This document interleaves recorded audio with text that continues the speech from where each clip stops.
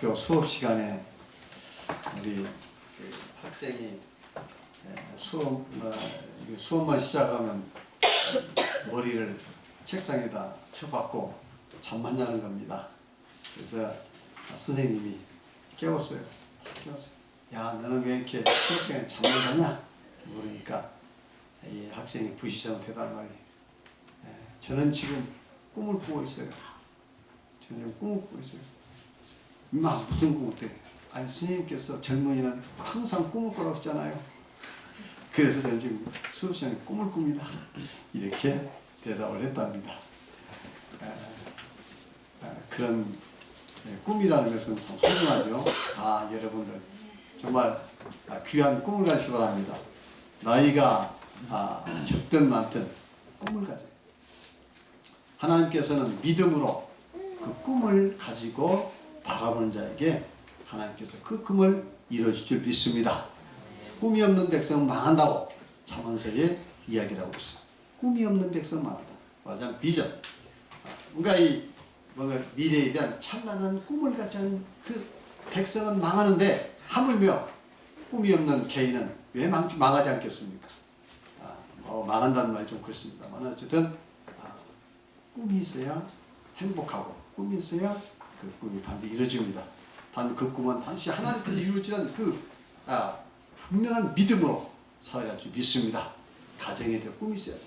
내 가정은 행복하고, 내 가정은 잘 될 수 있는 꿈, 내 인생은 반드시 잘 될 수 있는 꿈. 아시겠죠? 그리고 믿음으로 하나님께 나와서 기도하고, 하나님에 의지하고, 그리고 하나님께 주신 힘과 능력으로 나가면 반드시 그 찬란한 꿈이 이루어지게 될 수 있을 줄 믿습니다. 이 구원에도 참 많이 공부했어요. 이제 2시간이면 거의 끝납니다. 2시간이면. 그래서 참 감사하고요. 그 다음에 이제 오전에는 이거 끝나고 나면 그 십계명과 속죄일서 있잖아요. 나머지 부분은 연달아서 다시 끝내도록 하겠습니다. 그리고 이제 이게 다 끝나면 이게 이제 녹화가 다 되잖아요. 녹화해서 지금 홈페이지를 다 만들었습니다. 이제 홈페이지에 하나하나 올릴 겁니다. 나중에 필요하면 이제 각자 공부할 수도 있고, 또 이제 이걸 가지고 이제 소그룹을 할 거예요. 소그룹 운동. 소그룹에서 하나님 말씀을 이제 집단적으로 가르치면 잘 안 돼요. 들쭉날쭉 빠졌다 듣는 사람들이 빠지기도 하고. 그러나 이제 소그룹으로 계속 공부해서 이 구원의 원리, 십계명의 속죄서는 우리 이 천빛교회 성도들이면 100% 다 이해하고 깨우칠 수 있도록 해야 될 줄 믿습니다. 그래서 10번, 20번 봐서 이것만 깨우치면요, 이 성경 핵심을 다 이해한 겁니다. 구원 얻는데 아무 지장이 없어요. 아시겠습니까? 네. 이것만 깨우치시면요, 우리 인격도 변화됩니다. 우리 가치관도 변화가 돼요. 이것만 깨우치면. 그러니까 이 안에는 영적인 원리와 삶의 원리가 다 들어있어요. 이해하셨습니까? 먼저 영적인 원리를 깨쳐야 합니다. 영적인 원리와 더불어서 삶의 문제가 해결돼야지, 영적인 원리는 그만두고 삶의 문제만 바라보고 해결 나오면 안 됩니다. 안 돼요. 그러니까 영적인 원리를 먼저 깨치고, 영적인 원리와 삶의 원리는 아주 직결되어 있어요. 그러니까 영적인 원리를 잘 깨우치면서 이제 삶의 원리를 거기에서 깨우치면 우리가 인생을 살아가는데 얼마나 마음이 가볍고 평안하고 가벼운지 알 수 없어요. 그리고 내 개인적으로도 그렇고 또 가정도 그렇고 복된 삶이 열리게 되는 겁니다. 믿습니까? 열리게 되어 있어요. 그래서 이 하나님 말씀은 단지 영적으로만 무슨 효과가 있고, 또 어떤 사람 영적인 문제는 별로 상관 안 있어요. 그저 세상적인 것만 얻기 위해서 그 하나님 말씀을 거기다 적용시키는데, 그 자칫하면 그러한 그 신앙은 타락할 우려가 많아요. 육신적인 그런 피로만 채우기 위해서 그런 식으로 하나님 말씀 인용하다 보면 거기에 중독되면 결국은 영적인 문제를 소홀하게 됩니다. 알겠습니까? 그래서 우리는 영적인 문제, 이 구원의 문제를 확실히 하고 그 원리에 따라서 삶의 문제를 잘 해결해 나가면 하나님께서 약속하신 대로 내 영혼이 잘 되는 것 같이 내가 범사에 잘 되고 강건하길 내가 강건하는 그런 놀라운 축복이 우리 삶 속에서 이룰 줄 믿습니다. 아멘. 자, 그러면 이제 146쪽 영적 에덴에서 선악을 알게 하는 나무 열매는 십계명이며 생명나무는 예수 그리스도입니다.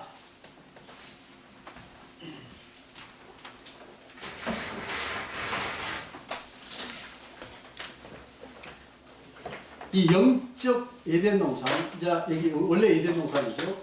그리고 여기는 육적 에덴 동산인데, 육적 에덴 동산은 언제 없어졌습니까? 노아의 홍수 때. 노아의 홍수 때 이거 다 없어졌습니다. 회멸됐어요. 그리고 이제는 하나님께서는 이제 영적 에덴 동산이 아니라, 육적 에덴 동산이 아니라 영적 에덴 동산, 즉 이 하나님 권세, 이 땅에 건설된 하나님의 나라 교회를 통해서 우리 성도를 구원하십니다. 그렇죠? 그러면 영적 에덴 동산에서 이 생명나무와 선악과가 있는데, 이 육적 에덴 동산에서, 그럼 이 생명나무와 선악과는 뭐냐 도대체? 바로 이 영적 에덴 동산에서의 그 선악과는 십계명이고, 그리고 생명나무는 바로 예수 그리스도의 십자가다. 아시겠죠? 이것을 말씀을 드립니다. 자, 그러면 이제 1번 선악을 알게 한 나무. 선악을 알게 한 나무, 즉 선악과 나무죠. 선악을 알게 한 나무 열매 따먹으면 어떻게 되죠? 선악을 알게 되죠. 그리고 범하게 되면, 그것을 범하게 되면 정죄와 죽음과 형벌을 가져오게 되는 것이다.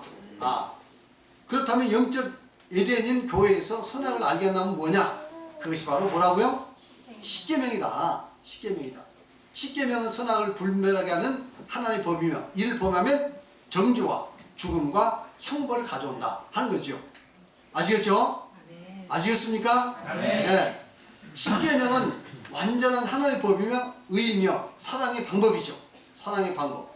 그러므로 영적인 에덴인 교회에서 십계명을 굳게 세워서 선악이 무엇인지 분명히 해야 하며, 성도라 하여금 십계명을 믿음으로 받아들여 양심을 온전히 개발하여 죄를 분명히 깨달아 알도록 해야 한다.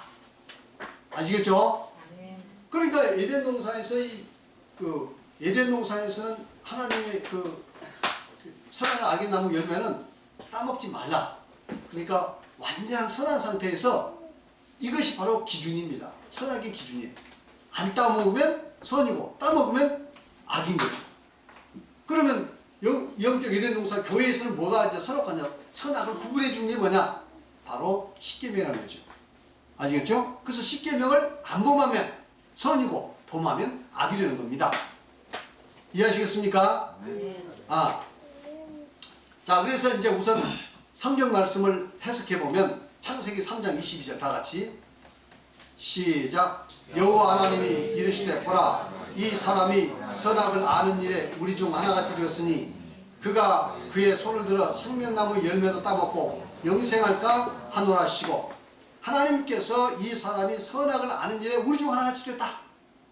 그러니까 선악과를 따먹으니까 선악을 체험적으로 알게 된 겁니다. 아시겠죠? 체험적으로 알게 된. 이 따먹기 전에는 타락하지 않는 상태에서 선속으로만 살았어요. 그냥 선하고 구분할 필요가 없어. 뭔 말인지 아십니까? 선하고 구분할 필요가 없어. 근데 이제 선악과를 따먹고 이제는 죄를 범하고 나서 자기 죄성이 인간에게 들어와서 타락한 게 동과 동시에 이제 선악을 구분하겠다 이거예요. 말하자면 이렇게 보시면 알아요. 우리가 이 환한 아주 빛 가운데만 있으면 우리가 어둠을 볼 수가 없잖아요. 그렇죠? 어둠을 볼 수가 없어요. 그러니까 빛 가운데 사는 건 참 좋은 겁니다. 어둠 안에 있을 필요가 없으니까. 어둠을 알 필요도 없어요. 빛 가운데 있으면. 깜깜한 어둠은 뭘 합니까? 근데 이제는 그래서 아담도 그 마음속에 빛이었어요. 사실은 빛이었어요. 화난 거죠. 죄가 없지. 그런데 하나님의 명령을 범하고 나서 이제는 그 마음이 타락이 됐어요. 그래서 어둠 가운데 떨어졌어. 그래서 깜깜한 어둠 데서 이제 뭘 봐야 합니까? 깜깜한 어둠 속에서 저 빛을 보고 이제 찾아가야 돼. 이해하시겠습니까? 그래서 우리 인간의 마음이 어둠이 되어버렸다. 하나님 말씀 어긴 후에는 어둠 속에서 빛을 찾아간다 이 말이죠. 근데 빛이 안 보여. 사실은 이 세상 온통 쳐다본 빛이 없습니다. 예수님께 오셔서 참빛, 예수님께 오셔서 이제 빛을 보여주셨죠. 참빛. 그리고 이제 물론 계명도 빛입니다만은 어쨌든 간에 이제 선악을 알게 하는 게 하나가 됐다 하는 거. 그 다음에 창세기 2장 17절에 보면 선악을 알게 하는 나무 열매를 먹지만 네가 먹나는 반드시 죽으리라. 선악을 알게 하는 나무 열매였죠. 그러니까 이제 영적 에덴 동산에서도 뭔가 선악과가 있을 거 아니에요. 바로 십계명이라는 것. 그래서 십계명이라는 것은 로마서 3장 20절에 보니까 다같이 시작. 그러므로 율법 행위로 그 앞에 의롭다 하신 모든 육체가 없나니 율법으로는 죄를 깨달음이라. 율법으로는 죄를 깨닫는 것이다. 맞죠? 십계명, 이 로마서 율법 무슨 율법?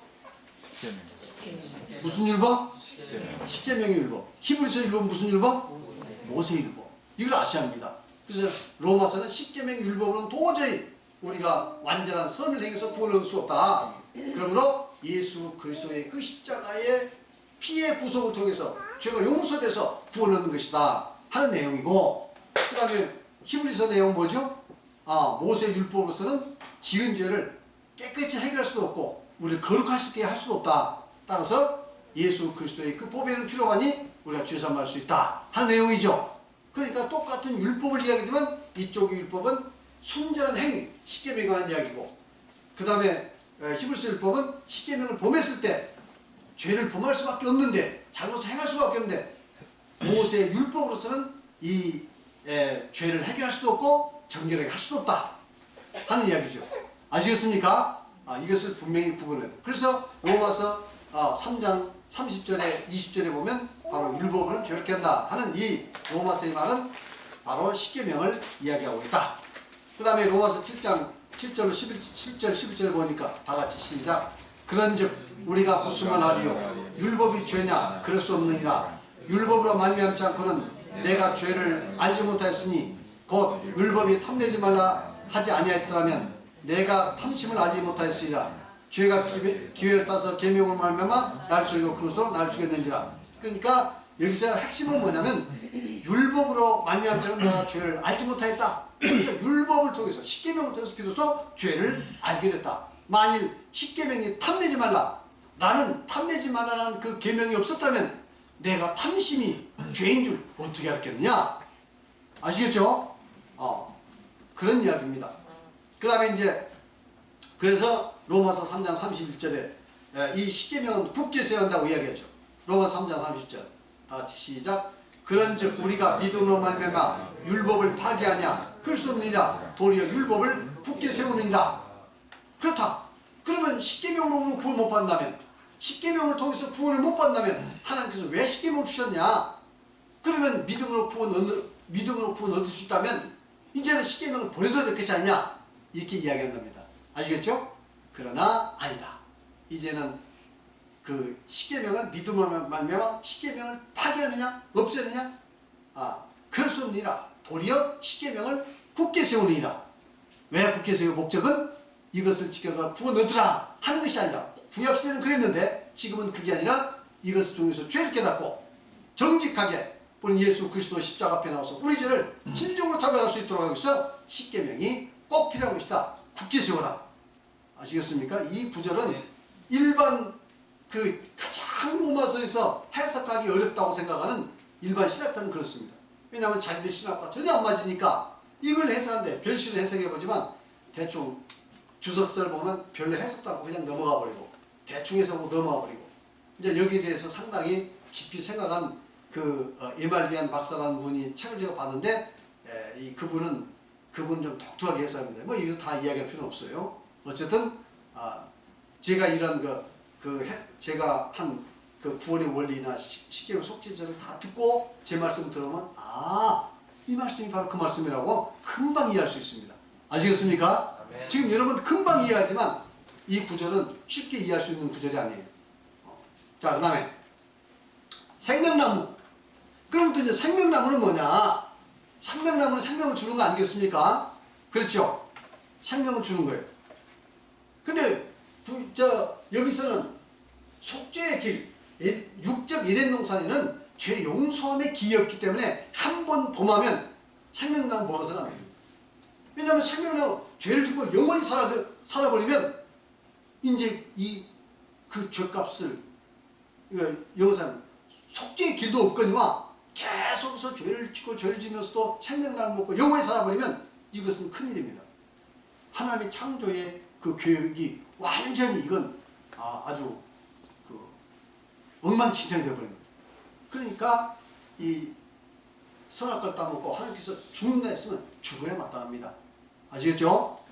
그래서 어쨌든 그러나 이 생명나무를 따먹으면 이제 영생하잖아요. 그래서 하나님께서 선악과를 따먹은 이후에 이들이 우리와 같이 선악을 한 일 하나도 없다. 손을 들어 생명나무를 따먹고 영생할까 하노라. 쫓아내자. 그래서 쫓아내는 거 아닙니까? 그렇죠? 왜 생명나무 따먹고 영생하면 좋을 텐데 왜 쫓아내요?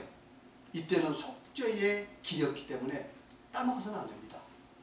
죄인 죄로 영원히 산다는 것은 그것은 속죄의 길이 없어요. 구원의 길이 없습니다.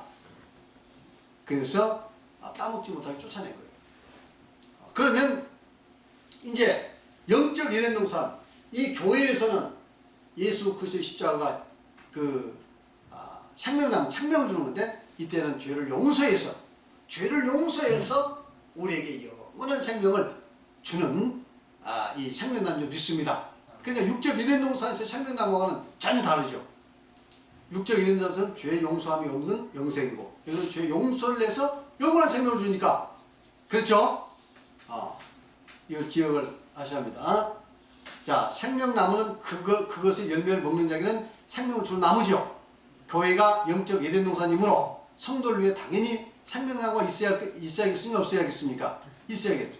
성도에게 지속적으로 생명을 주는 나무는 바로 예수 그리스도입니다. 예수 그리스도는 모든 믿는 자에게 물과 생명을 거듭나게 하여 생명을 주시는 생명나무며 거듭난 성도에게 십계명을 범실 때 죄를 자백하는 자에게 십자가의 보혈로 죄사함을 얻게 하여 생명을 유지케 하시는 생명나무이며 또 생명의 말씀을 통해 풍성한 생명을 누리게 하시는 생명나무다. 그러니까 우리가 세례받을 때 죄 용서 맞죠? 물과 성령을 거듭나서 우리가 영원한 생명에 동참했습니까? 안 했습니까? 생명을 내뱉고 영원한 생명에 성령 주셔서 영원한 생명과 연결됐죠. 그러니 생명나무시고 그리고 지속적으로 우리 죄를 용서해서 구원을 유지케 해주시는 생명나무시고 그리고 지금 우리에게 끊임없이 이 예수님의 말씀을 통해서 우리 생명을 풍성케 해주니까 풍성케 해주지 않습니까?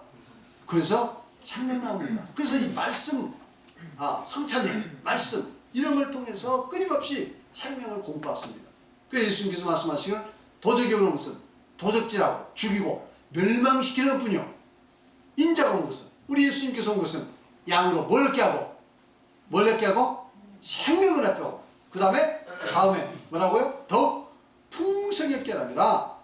생명을 얻게 할 뿐더러 풍성히 얻게 한다. 이게 바로 우리 예수님이 생명나무시라. 생명을 줄 뿐만 아니라 그 생명을 더 풍성히 한다. 이게 뭘로? 하나님의 말씀으로, 이 성령의 말씀으로. 맞습니까? 그래서 예수 그리스도를 통하지 않고 구약 성경 백독 천독에도 생명의 말씀이 될 수가 없어요. 바로 예수 그리스도를 통해서만이 구약 성경에도 생명의 말씀이 될 수 있고 신약의 말씀도 생명의 말씀이 될 수 있는 겁니다. 아시겠습니까? 성경이라고 다 생명 말씀이 되는 게 아니에요. 성령 말씀이 독이 될 수도 있습니다. 맞습니까? 안 맞습니까? 아니 지금 이단들을 보세요. 이만희 무슨 뭐 신천지 교회 다 성경 가지고 다 사람들을 미혹해가지고 다 독을 집어넣어서 다 멸망케 합니다. 아시겠습니까? 그래 여러분 성경이 독도 되고 생명도 되는데 생명을 치료하는 그 묘약도 되는데 많은 사람들은 하나님 말씀으로 이걸 변경시켜서 독을 심어주고 있어요. 여러분들. 그러니까 하나님 말씀은 생명의 말씀이니까 생명 말씀이라고 다 생각해서는 안 됩니다. 이것을 어떻게 이용에 따라서 독이 되고 사람을 죽이는 것이 될 수 있고 이거 이용에 따라서 사람을 살리는 진짜 생명의 이 말씀이 된 줄 믿습니다. 그래서 이 구원의 문제 바로 예수 그리스도께서 전하시고 그리고 제자들이 분명히 깨닫고 실천에 옮겼던 특별히 바울 사도가 계시받던 이 내용이야말로 참 생명의 말씀인 줄 믿습니다. 이것을 깨닫고 나서 구약도 그 구원과 더불어서 말씀을 이해할 때의 생명의 말씀이지 이 구원의 말씀이 빠져버린 하나님의 말씀은 생명의 말씀이 아니라 오히려 이게 뭡니까? 독이 되는 거예요. 칼이 되는 거예요. 사람을 죽이는 것이 되는 겁니다. 이해하시겠습니까? 그래서 우리가 분명히 아셔야 돼요.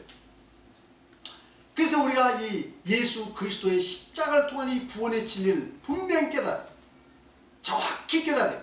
한 지옥자 없이 깨달을 줄 믿습니다. 그러한 교회를 찾아야 하고 그러한 지도자를 찾아야 돼요. 아시겠습니까? 그러니까 제가 그런 지도자가 저는 된다고 믿습니다. 제가 깨닫다고. 여러분들 이제 들어보시면 알아요. 제가 교주 되려는 것도 아닙니다. 아시겠습니까?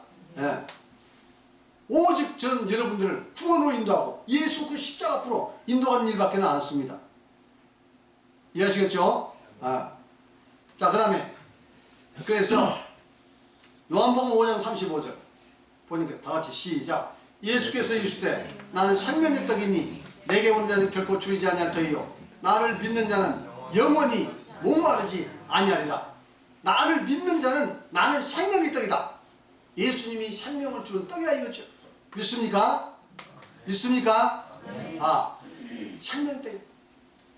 그리고 예수 그리스도의 십자가가 우리에게 참 생명을 주는 능력이 되는 줄 믿습니다. 그래서 고린도전서 1장 18절 다 같이 시작. 십자가의 도가 멸망한 자들에게는 미련한 것이요 구원을 받는 우리에게는 하나님의 능력이라. 십자가의 도가 멸망한 자는 미련한 것이다. 구원은 우리에게 하나님의 능력이라. 그래서 이 십자가가 우리에게 구원을 주는 하나님의 참된 능력이 되는 줄 믿습니다. 다만 아무리 십자가를 강조해도 십계명이 빠져버린 이 십자가는 그건 참된 십자가 아닙니다. 거짓 십자가예요. 이해하시겠습니까? 십계명과 더불어서 이게 그 십자가가 이게 참된 십자가 되는 거예요. 구원을 얻게 하는 참된 능력이 십자가 되는 줄 믿습니다. 여러분 한번 찾아보세요. 십계명과 더불어서 십자가가 그 십계명과 더불어 이 십자가를 통한 이 죄사함의 원리를 가르치는 교회가 어디가 있는가? 한번 찾아보세요. 그런 교회는 없습니다. 만일 그런 교회가 있다면 안식일을 안 지킬 리가 없습니다. 왜? 십계명의 의미를 안다면 안식일을 안 지킬 리가 없어요. 아시겠습니까? 십계명의 이 십계명과 십자가의 그 원리 관계 속에서 있는 이 속죄의 원리를 모르기 때문에 그 십계명은 하나의 이제 다 폐해진 것이고 필요한 부분만 신약시대에 우리가 뭐 그 그리스도인에서 필요한 부분만 지켜도 된다. 도덕적으로 뭐 이렇게 적당히 생각합니다. 구원받은 우리 신도들이 그저 하나님을 감사해서 지키는 정도로 생각합니다. 그리고 그것은 이 세상에서 복이 되고 하늘에서 상급이 되는 정도지 그것이 구원과는 아무 상관없다고 이야기를 합니다.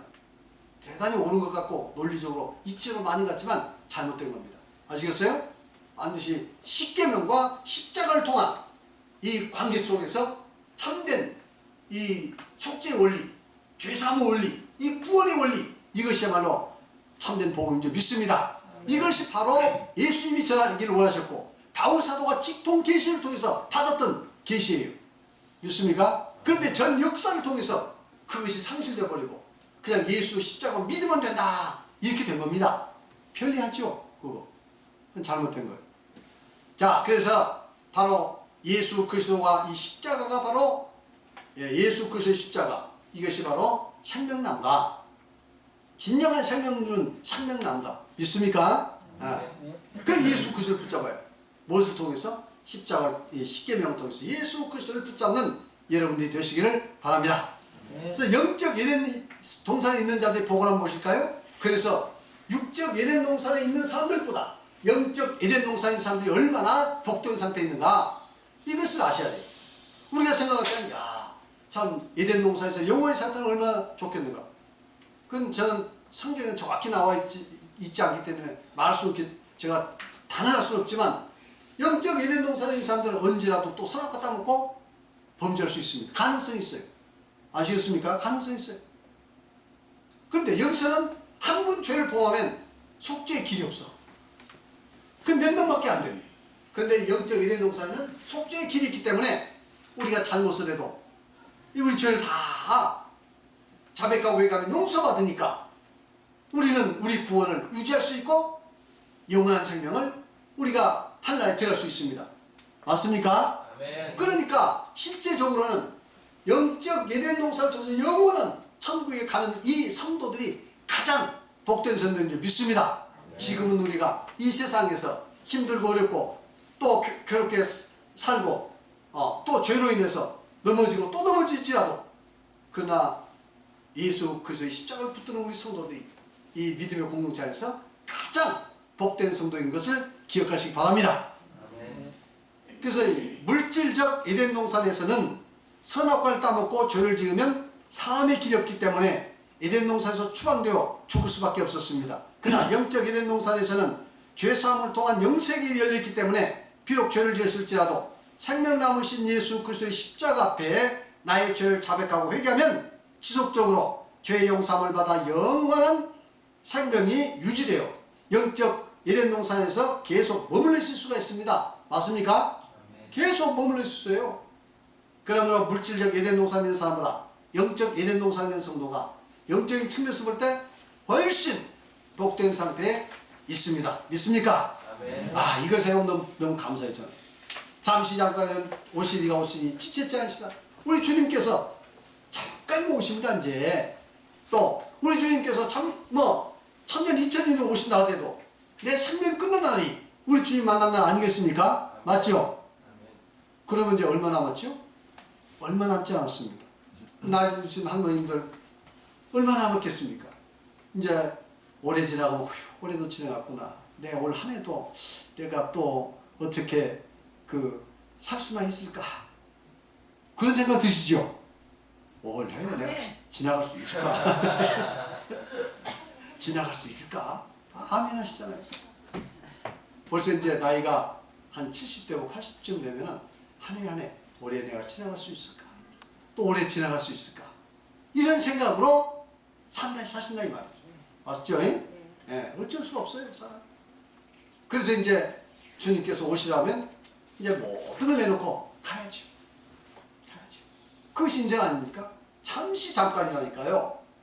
조금만 기다리시면 육체의 장막을 벗어나면 우리 영적 에덴 동산에서 이 원리에 따라 사는 사람들은 다 하늘에 가게 될 수 믿습니다. 영원한 하늘나라 영생 복락을 여러분 다 누리게 될 수 있을 줄 믿습니다. 그러니까 우리가 이 복된 사람들이에요. 정말 복된 사람들. 이 원리를 깨치지 못한 사람은 어쩔 수 없고 정말 이 원리를 깨치신 분들은 그렇구나. 나는 정말 복된 사람이구나. 이런 고백을 하게 될 수 있을 줄 믿습니다. 자, 그 다음에 예수 넘겨서 148조 예수 재림과 심판. 예수 재림과 심판. 영적 에덴에 있는 사람은 죄는 용서되고 선은 인정받아 점점 쌓여서 장차 예수께서 재림하셔서 만민을 심판하실 때 상급의 심판을 받아 영원한 천국에서 상급과 영광을 받습니다. 그러나 사탄의 권세 아래서 구원받지 못한 사람은 선은 기억되지 않고 죄악은 점점 쌓여 예수께서 재림하실 때 형벌의 심판을 받아 영원한 지옥에서 죄의 크기만큼 형벌받습니다. 자, 이거 보세요. 영적 에덴 동산에 있는 사람들, 하나님의 권세 아래에 있는 사람들은 우리 죄는 점점 그 십계명을 굳게 세우고 지켜서 힘쓰되 깨닫는 것은 자백해서 회개하면 죄가 용서가 되어서 용서가 되어진 거죠. 그리고 선은 점점 쌓여서 나중에 천국 가서 큰 그 선의 크기만큼 상급과 영광과 칭찬을 받고 이 사탄의 권세 아래에 있는 사람들 이 죄는 그렇죠. 다 오래 썼어요. 좀 갑시다. 자, 선은 다 이제 소용없어요. 뭐만 쌓여요? 죄만 점점 쌓여서 지옥 가서 죄의 크기만큼 형벌받게 되는 거야. 완전 반대야. 완전 반대. 얼마나 감사합니까? 그래 구원받은 우리 성도는 죄는 이 순간순간마다 이 원리에 따라 살면 다 청산되고 용서되고 뭐만 남아요? 상급만 남는다 이거. 할렐루야. 근데 이쪽에 있는 사람들은 선은 아무 소용없어. 왜? 선은 구원의 조건이니까 어차피 구원 못 받으면 선은 소용없습니다. 뭐만 남아요? 죄만 남는 거예요. 죄만 남아서 형벌의 심판받습니다. 물론 이 세상에서 선하게 살려고 노력했던 사람은 아무래도 죄를 적게 짓기 때문에 그 형벌이 적은 건 사실이에요. 이해하시겠습니까? 형벌이 적은 건 사실이에요. 어쨌든 그러나 이 선이라는 것은 이제는 이 구원하는데 아무 소용이 없으니까 형벌 크게 받고 적게 받는 데는 약간 영향을 미치겠죠. 얼마나 이 안타까운 일입니까? 완전히 반대잖아요. 우리는 죄 다 용서돼서 선만 쌓여서 영광과 찬송과 영광과 그 상급과 칭찬을 받는데, 반대쪽에서는 이제는 형벌의 심판만 기르고 있다. 어느 쪽에 속하겠습니까, 여러분들? 예? 어느 쪽에 속하겠어요? 당연히 여기에 속해서 우리 천국 가야겠죠. 믿습니까? 네. 라고 드시면 안 됩니다. 이 세상에서 어떤 사람은 잘 살 수도 있고 어떤 사람은 못 살 수도 있어요. 어떤 사람은 고난이 비교적 많은 사람도 있고 어떤 사람은 고난이 조금 적은 사람도 있어요. 생각 같아서는 이 세상에서 좀 고난도 적게 받고 편하고 부자로 잘 살다가 천국도 가면 좋겠지만 그게 쉬운 일이 아닙니다. 아시겠습니까? 그러나 어쨌든 절대로 이 구원은 놓치지 않겠다. 영원한 하늘나라는 내가 놓치지 않겠다는 분명한 믿음으로 사시길 바랍니다. 이 세상 고난과 고통과 괴로움과 핍박이 십지않고 낙심치 말고 우리는 저 하늘을 바라보면서 씩씩하게 믿음으로 살아가시는 우리 성도님들에게 되시기 바랍니다. 아멘. 그렇게 믿음으로 살 때 하나님께서는 그런 성도들 절대 외면하지 않습니다. 하나님께서 여러 모양과 여러 방법으로 또한 도우시고 좋은 길로 합력하여 선을 이루시는 좋은 길로 인도하여 주실 줄 믿습니다. 이런 분명한 믿음으로 사시는 우리 성도님들 되시기 바랍니다. 적당주의 믿음이 아니라 진짜 이 믿음으로 여러분 사시는 여러분 되시길 바랍니다. 그러면 교회 열심히 나오시고 주님 주의 일에 충성하시고 감사해서 그렇지 않습니까? 그렇게 안 될 수가 없어요. 그렇게 안 된 분은 아직 이 믿음이 없기 때문이요. 말은 있다고 하지만 그 지식하고 믿는 것도 엄청 별개 문제예요. 아시겠습니까? 하나님은 지식 갖고 구원시키는 게 아닙니다. 지식이 믿음화 됐을 때 바로 그 믿음으로 우리를 구원시킵니다. 아시겠습니까? 네. 자, 그럼 예수의 재림. 예수의 재림은 반드시 있습니다. 우리 주님이 다시 오실 그 약속이 분명히 되어 있어요. 우리 믿음의 소망 중에 가장 중요한 소망이 뭡니까? 이 다시 오실 예수 그리스도를 대망하는 겁니다. 그래서 예수 재림은 반드시 있다고 예수님께서 약속하셨고 제자들도 그와 같이 말씀하셨고 그리고 그렇게 믿고 예수 그리스도의 재림을 사모하며 살았습니다. 지금은 예수 그리스도의 재림에 대한 그 신앙이 많이 약화돼서 정말 안타깝습니다. 그걸 회복해야 돼요. 예수 그리스도의 재림에 대한 신앙. 자, 요한복음 14장 2절로 3절에 보니까 예수님께서 이렇게 말씀하셨어요. 다 같이 시작. 내 아버지께 집에 거할 곳이만 도다. 그렇지 않으면 너희에게 일렀으리라. 내가 너희를 위하여 거처를 예비하러 가노니 가서 너희를 위하여 거처를 예비하면 내가 다시 와서 너희를 내게로 영접하여 나 있는 곳에 너희도 있게 하리라. 예수님께서 이제는 제자들께 들고 다니시면서 이제 서리 예수님께서 이제 돌아가실 것, 죽으실 것을 제자들에게 이야기했어요. 제자들은 모든 것을 버리고 자기의 가정도 버리고 또 직업도 버리고 모든 것을 버리고 예수님을 따랐는데 예수님께서 희망적인 이야기는 안 하시고 자꾸 자꾸니 죽는다는 이야기만 하셔요. 얼마나 난감하겠습니까? 제자들이.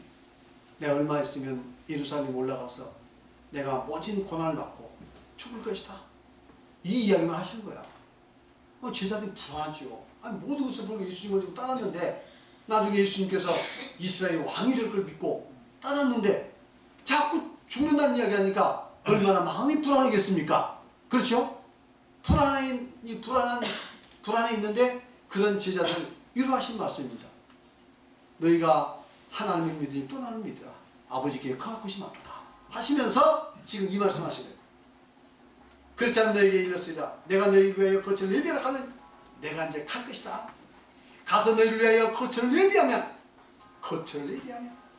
있을 곳을 예비하면 내가 다시 와서 너희를 영접하여 나 있는 곳에 너희도 있게 하리라.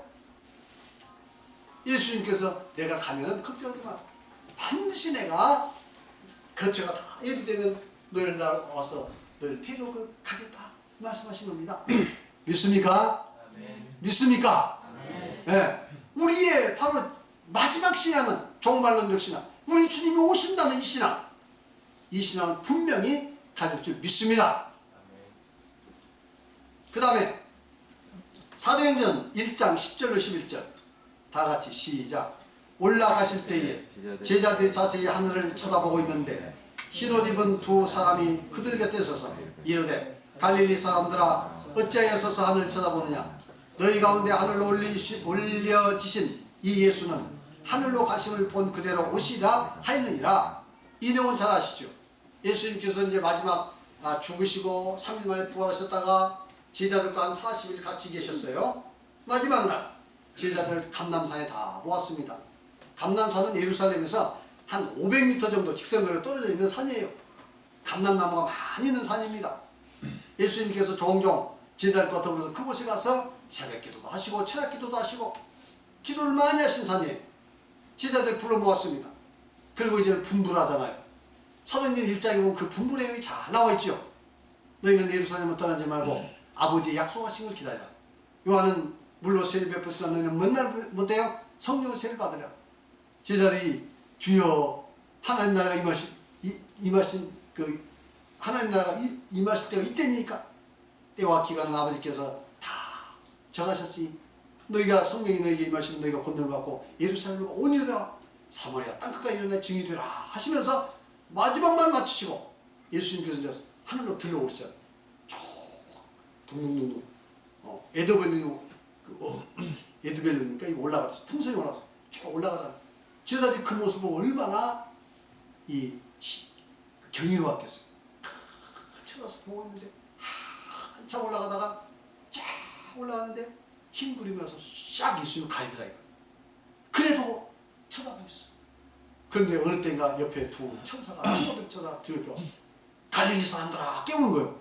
깜짝 놀라서 보니까 천사들이 옆에서 깨우는 거예요. 이 갈릴리 사람들아 네가 어찌하여 멍하니 하늘만 쳐다보느냐. 너희 앞에서 하늘로 올라가신 그 예수는 너희 본 그대로 다시 오리시라 이렇게 말씀하신 겁니다. 아시겠어요? 그 이야기를 듣고 제자들이 이 위로가 돼가지고 이제 돌아가서 다락방에서 열흘 동안 거의 금식하다시피 하면서 간절히 기도하잖아요. 그 기도할 때에 이제 성령이 오순절 임한 겁니다. 아시겠죠? 오순절에 성령이 임한 거예요. 그러니까 예수님께서 올라가신 그대로 다시 오실 것이다. 누가 예언했나요? 천사들이 이야기한 겁니다. 그래서 히브리서 9장 28절 한번 보시겠습니다. 다 같이 이와 같이 그리스도도 많은 사람의 죄를 담당하시려고 단번에 들심을 되셨고 구원에 이르게 하기 위하여 죄와 상관없이 자기를 바라는 자들에게 두 번째 나타나시라. 첫 번째는 언제 나타났죠? 초림은 그 육신을 가지고 이 땅에 오셨잖아요. 그때는 우리 인간의 죄를 구원하시러 죄 때문에 이 세상에 오신 겁니다. 우리 예수님께서. 맞습니까? 맞아요. 죄 때문에 오신 거예요. 근데 이제 두 번째 오실 때는 우리 죄를 구원하시기 위해서 오시는 게 아닙니다. 죄에서. 우리 인간을 심판하러 오신 거예요. 두 번째. 죄와 상관없이. 맞습니까?